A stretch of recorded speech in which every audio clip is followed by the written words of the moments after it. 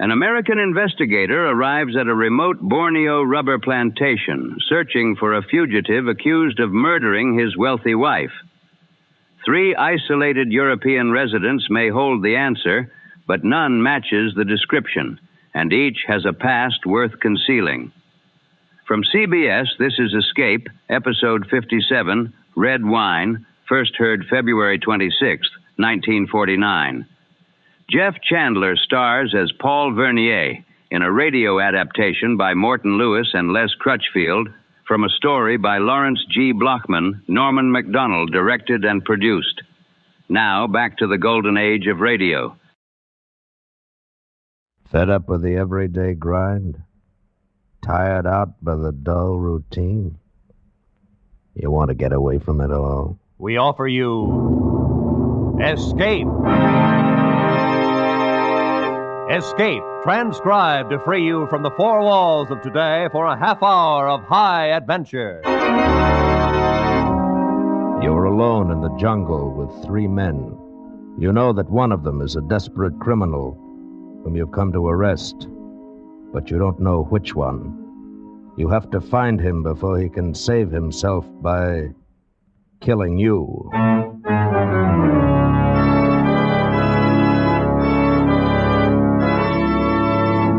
Today, we escape from reality into the depths of a tropical jungle in a tantalizing search for a murder, as L.G. Blochman told it in his famous story, Red Wine.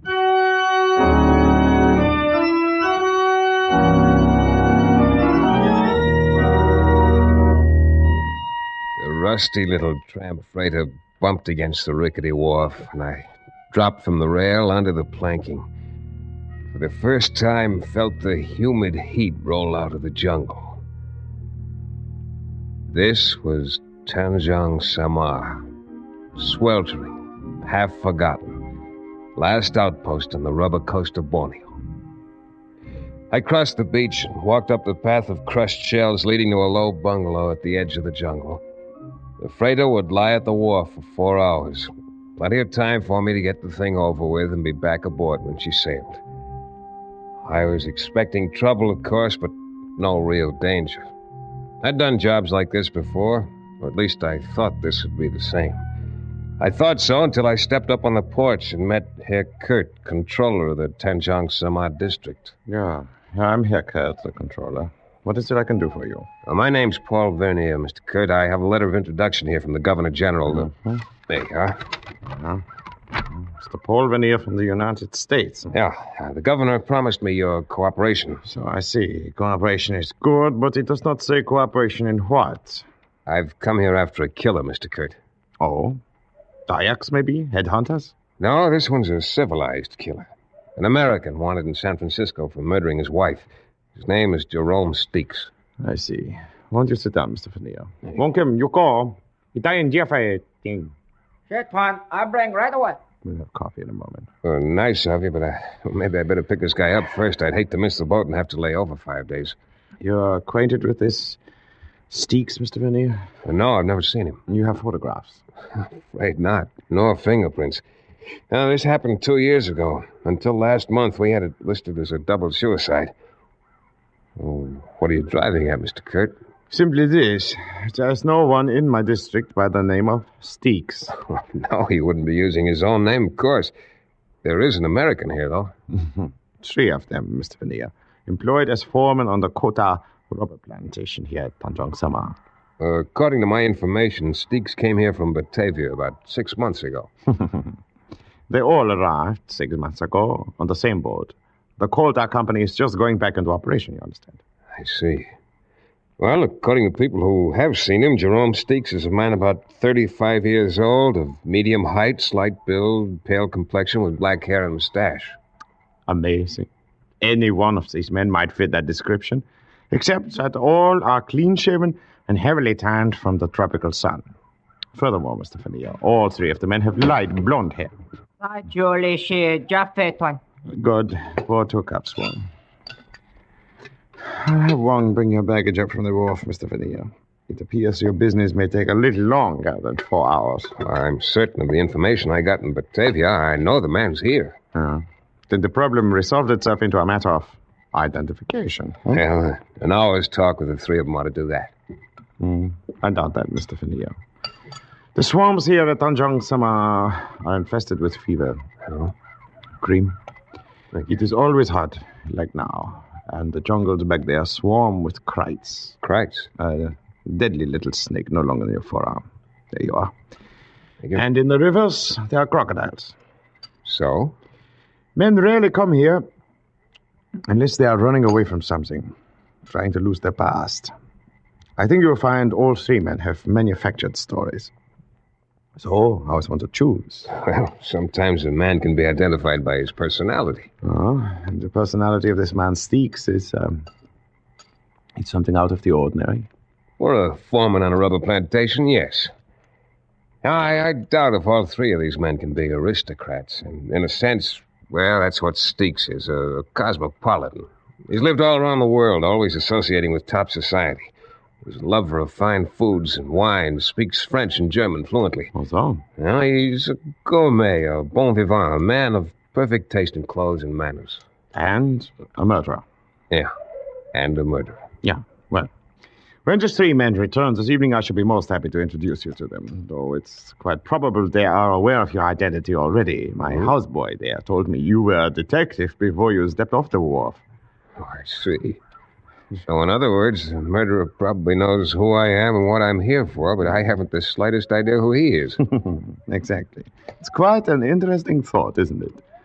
More coffee, Mr. Vernier?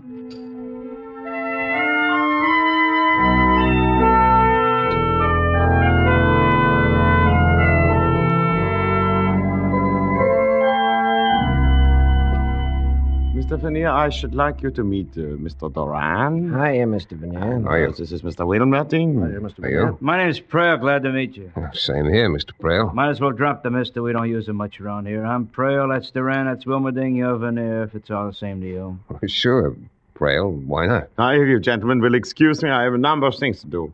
Will you bring Mr. Vernier to my bungalow for dinner? We'll celebrate having a guest in Tanjong Sama. Yeah? Sure. Okay, Okay.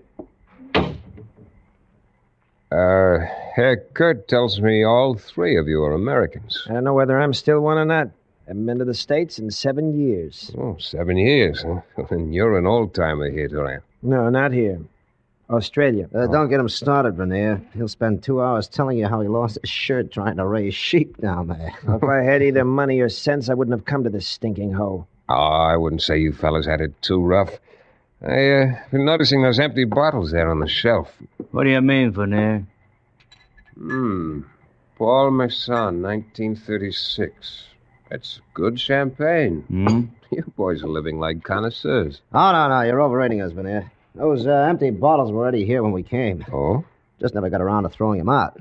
Prale here's the only connoisseur in the bunch. He can tell you anything you want to know about wines. Yeah, or about anything. Dry up. Just because a guy happens to know a little more than somebody else, there's no reason to keep riding him all the time. I wish you knew some way to make ice. Getting plenty fed up with warm beer day in and day out. Yeah, that would get pretty tiresome. I think I'd switch to Chambertin or Chablis or something. Come again? Well, I didn't necessarily mean those in particular, but there are quite a number of wines that are even better warm than they are chilled. No, you're in the wrong place, chum. We wouldn't know what to do with them if we had them. This is strictly a beer and gin crowd. Well, there'd be no kick on that if we had some ice to go with it. Boy, what I wouldn't give for a cold, frosty bottle. Oh, relax, will you, Wilmerding? You're making me thirsty. How about some music? Music? Does one of you play some instrument? Sure, Prale. He's terrific on that phonograph over there in the corner. Oh. Only trouble is he thinks 3 o'clock in the morning is the greatest song ever written. Well, I can see that would lead to quite an argument, Doran, particularly if you're a lover of the classics. Oh, no. I don't go for that long hair stuff. Oh. But I would like to hear a fast number once in a while that's less than 10 years old. Yeah, you ought to see this collection Prale dragged up here from Batavia, strictly from the gay 90s. Prale, you don't by any chance have a number called Il y a un méritier dans cette maison? Ah, some Italian opera. Oh, no, it's French. Well, come on, Prale. Translate it for us. You claim to be an expert on the French language. Oh, it's worded kind of funny, like poetry. Ah, sure. Yeah, the last word, though, Maison. That means house. I know that. Well, that's too bad. I thought maybe Jerome Steeks might translate it. It refers to him, of course. What are you talking about? The sentence reads, there is a murderer in this house. Huh? Well, so you're finally coming out in the open, huh? Yeah. We heard you were a detective, Vernier.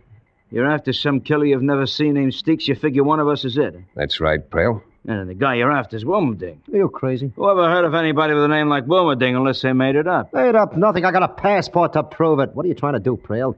Turn attention away from yourself? Look, I got nothing to hide. It's either you or Duran. You can leave me out of this right now.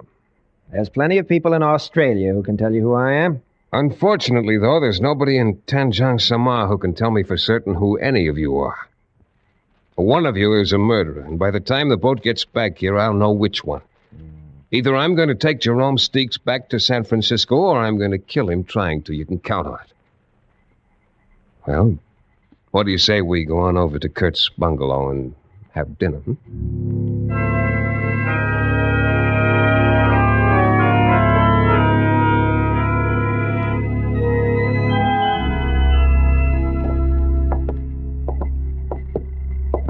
That's Wilmerding's room there. Durant sleeps here. And Prale on down at the end. I see. And this is the guest room. Oh. At least the only guest room that's usable at present. Well, looks all right. Well, it's yours for the time you're here, Mr. Vernier. Or do all of these rooms open out onto the porch? Yes, the veranda, as we call it here. And there's no way to lock this door? Unfortunately, no. Anyway, the windows are covered only by mosquito netting. It makes another interesting situation, does it not? Yeah, I suppose interesting is the word for it. Most likely all these gentlemen are acting to a greater or lesser extent, which of course makes your problem exceedingly difficult. Yeah, that's right.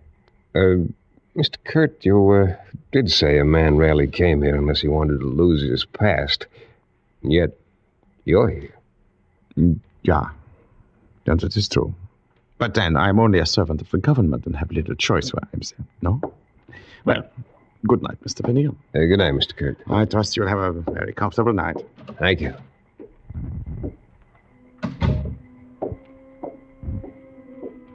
I sat there for a long time after Kurt left, trying to figure things out, getting nowhere. This was Borneo, and though the Coleman lantern on the table at my elbow threw a blaze of white light into every corner of the room. Outside that light lay the dark veranda, and beyond that, the jungle. Gradually, the night breeze brought the smell of the jungle into the room, as rich and as exotic as the scent of taboo, fragrant as midnight orchid, as disturbing as the scent of danger.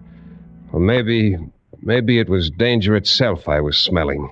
Oh, a heavy knife missed my throat by 2 inches, thudded into the bamboo partition and stuck there, quivering. I doused the lantern in one sweep, dropped down on the floor, and slid my .38 out of its holster. I could hear nothing but the rustle of palm thatch along the eaves, low creaks from the pilings underneath the bungalow, the soft night sounds from the jungle. Finally, I slipped my shoes off, pulled the knife out of the wall, and dropped it in my pocket, moved to the door, and stepped quietly out onto the veranda. It was empty. Across the railing, the fringe of undergrowth was dappled in silver moonlight. Nothing moved. I paused quickly at the 3 doors, and from each heard the sound of snoring. One of the men was faking, but which one? I'd reached the end of the porch when my eye caught a slight movement in the banana clump a few yards from the steps. Someone was hiding there. I moved swiftly, holding the gun ready. Came within a few feet before I could make out a shape in a red and white sarong, complete with dark tumbled curls and a flower behind one ear. It was a girl. Please, Tuan, the gun. You are going to shoot me? Oh, no, relax, honey. I was looking for somebody else. And now you have found Nelana, so you are disappointed? Well, Look, did you see anybody moving around up there on the veranda a while ago? Only you, Tuan. I became frightened and ran to hide. Frightened? Why? I should not be here. At night, I mean. Oh, let us talk of something else, huh? All right, Nelana. Tuan, do you like Nelana, perhaps? Definitely. Why do we not go somewhere else? Along the beach, perhaps? You would like that? Mr. Well, Vernier is too serious-minded for such things, Nella. Oh, Mynheer. Well, Mr. Kurt, join us, won't you? Thank you. Nella, go to the bungalow at once. Yes, Mynheer. Yes, I go. I go immediately. She has no business being out alone at night. But, Mr. Vernier, is something wrong with your room? It's not comfortable? It was until this flew in through the window. A knife? Yeah, a throwing knife. Ever see it before? Oh, yeah. It's one of the collection there in the bungalow. The 3 Americans throw them at targets every evening and wager on the results. I believe Mr. Doran taught the other 2. What about you, Mr. Kurt? Do you ever bet with them? It would be too easy. Watch. Well, I learned to throw a knife in Java many years ago. and Nalana, I suppose she's an expert at it, too. Nalana knows nothing of knives. Her greatest accomplishment is that of making friends too easily. I see. Just who is she, anyway? Does she live here? Yeah, she lives here. She is my wife. Your wife? Exactly. My wife. Good night, Mr. Vernier.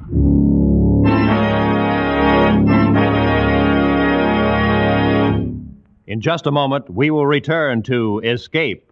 But first, coming to you in succession, Spike Jones, Jack Benny, and Amos and Andy bring you 90 non-stop minutes of superlative joy every Sunday night when you hear them among CBS's 10 great Sunday night shows.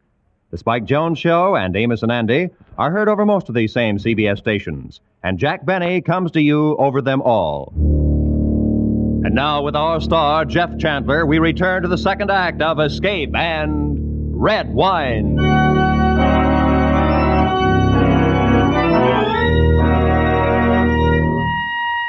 When I finally turned in that night, I didn't make the mistake of lighting the lantern again.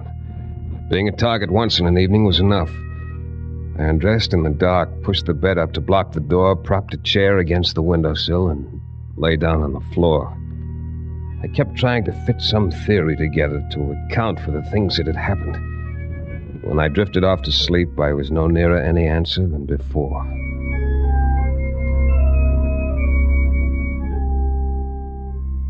I woke up with the first light of dawn.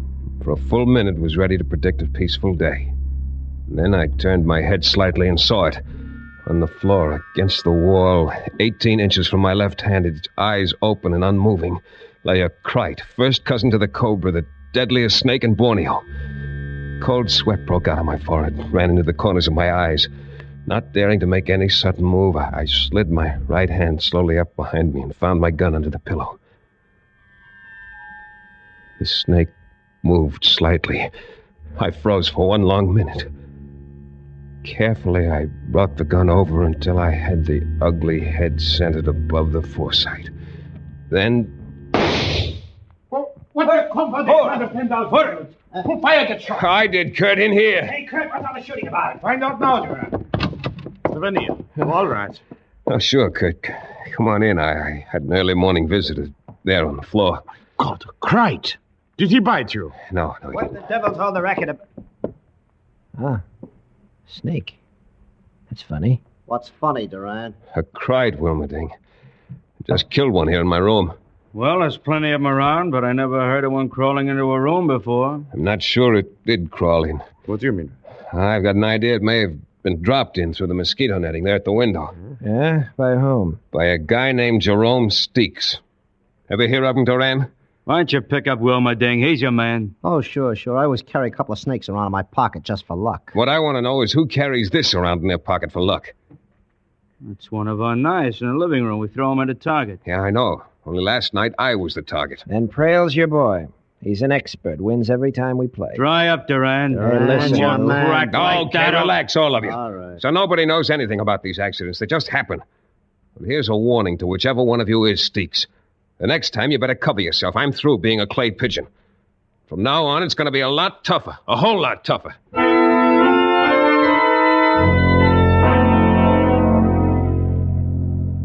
That day passed. The next, I got exactly nowhere. Things didn't fit, didn't add up. I saw Nalana several times, but had no chance to speak to her. When Herr Kurt was with me, she'd pass without a glance, but if I was alone, she'd manage a quick, provocative smile that sent shivers down my spine. By the fourth day, the tension among us had grown almost unbearable. The steamer was due the next evening on its return trip to Batavia. I needed a break of some kind, had to have one. Well, it came at dusk when I dropped into my room to change for dinner. Tuan, it is I, Nilana. Ilana, what the devil are you doing here? To see you, Tuan. Does that make you unhappy? No, but I doubt if Herr Kurt would think much of the idea. Oh, no, he must not find out. That is why I hide here and wait for you. Oh, but he may walk in here any moment. That is true, Tuan. It is why I cannot stay now. But I wish something to ask you. All right, honey, shoot. It is true that you look for a man who has killed a woman in your United States? Yeah, that's right. A man who now names himself by another name? Yes, Norma, do you know... It is perhaps the same one who one night threw the knife at you? Yeah, I think so. Do you know who it is? I saw the knife thrown, Tuan.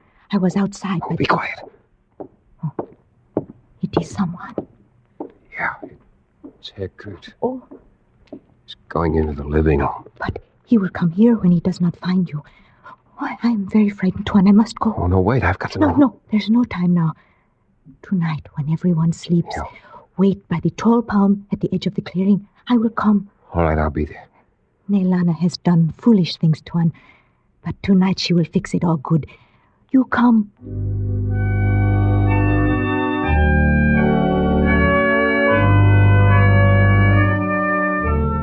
I waited for a long time in the shadow by the palm tree. Watched the moonlight sift down through the shaggy fronds. But 2 hours passed. She didn't come.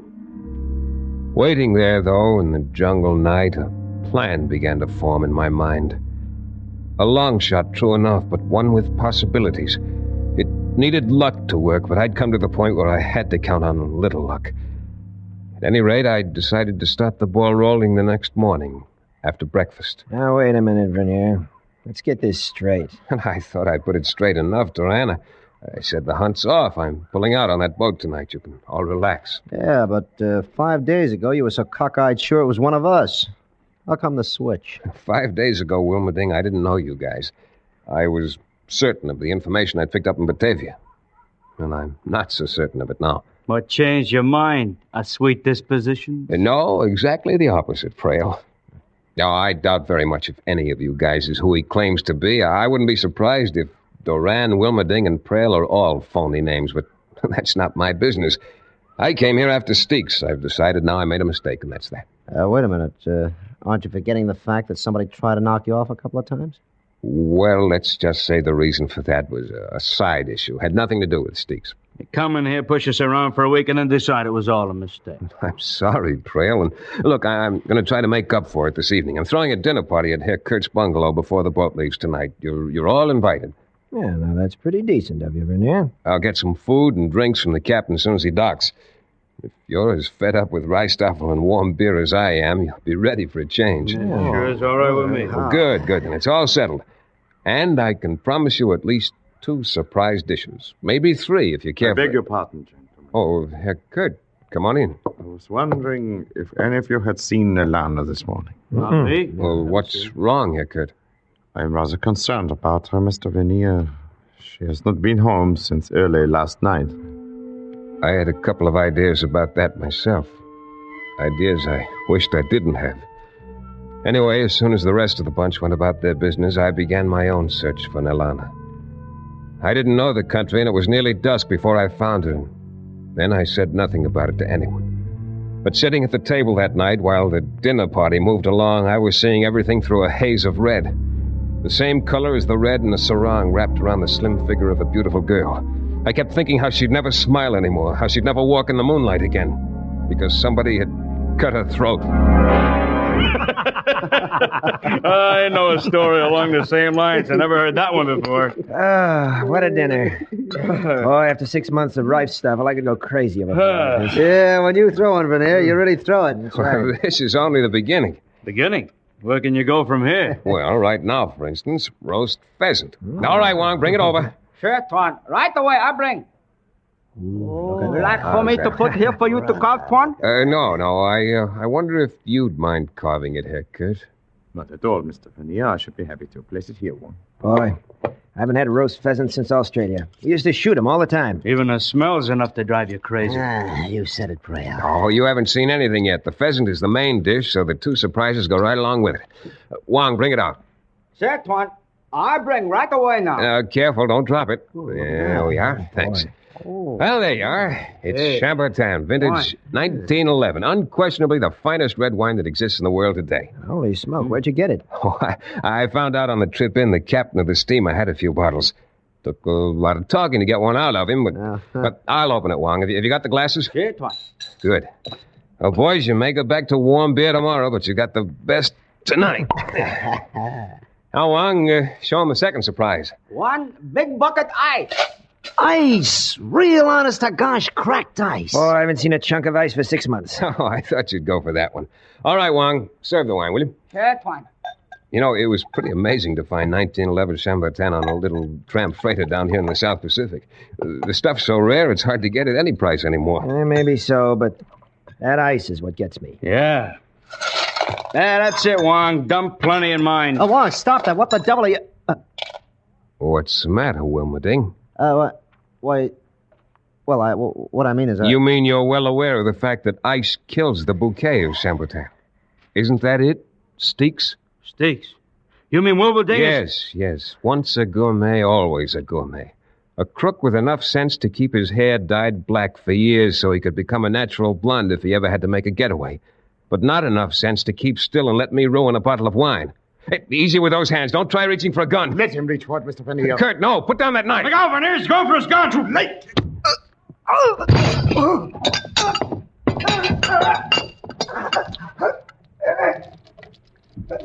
Kurt. Good Lord, Kurt, you've killed him. I'm sorry you do not have our prisoner to take back with you, Mr. Vernier. But I, too, found her body. I knew you had been there. I saw your footprints. I'm sorry, Kurt. And she had been seeing Wilmerding. I had guessed it was one of them. And apparently she found out he was Steaks. Yeah, I know. That's what she was going to tell me, only he didn't give her a chance. She was young, Mr. Vernier. Foolish, perhaps. But I loved her very much. Hey, look. He knocked over that bottle of wine. It's pouring out all over the place. Yeah. Brother, what a mess. Yeah, Duran. It's quite a mess. Only one thing, though. Not all of it is red wine.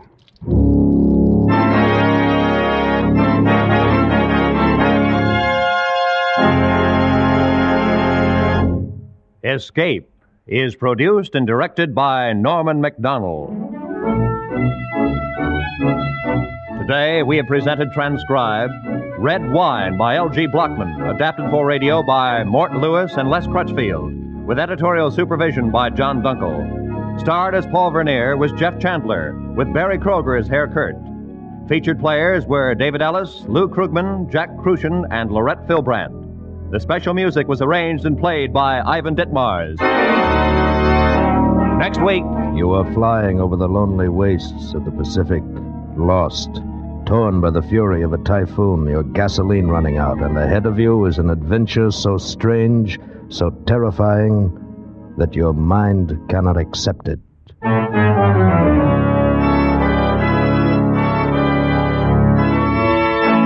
Next week, we escape with Nelson Bond's gripping story of a fantastic conqueror's isle. Goodbye, then, until this same time next week, when once again CBS offers you Escape.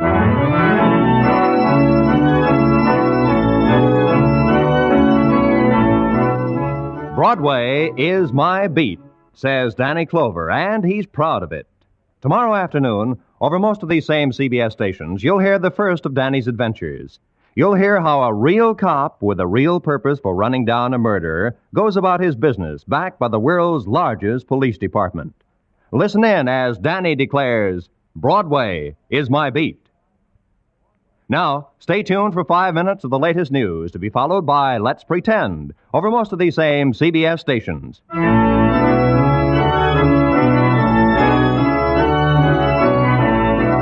This is Roy Rowan speaking for CBS, the Columbia Broadcasting System.